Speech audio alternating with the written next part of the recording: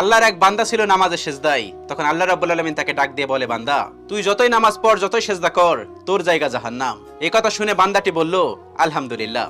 আল্লাহ তখন বলে, এই বান্দা, জাহান্নামের কথা শুনে কেউ আলহামদুলিল্লাহ কয়? বান্দা তখন বলে, আল্লাহ, জাহান্নামের মালিকও তুমি, জান্নাতের মালিকও তুমি। তুমি আল্লাহ খুশি হয়ে যদি আমাকে জাহান্নামও দাও, তাও আমার আপত্তি করার কোনো অধিকার নেই। আল্লাহ তখন বলেন, বান্দা, জাহান্নামে গেলে তুই পুড়ে যাবি, তোর খুব কষ্ট হবে।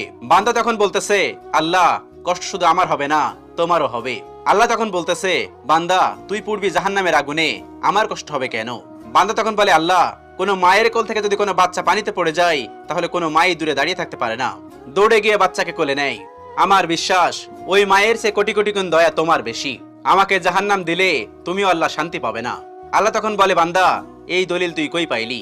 বান্দা তখন বলে, আল্লাহ, আমাদের জাতির পিতা ইব্রাহিম আলাইহিস সালাম তোমার প্রেম মুখে নিয়ে যখন নমরুদের আগুনে পড়ে গেল, তার আগেই তুমি বলে দিলে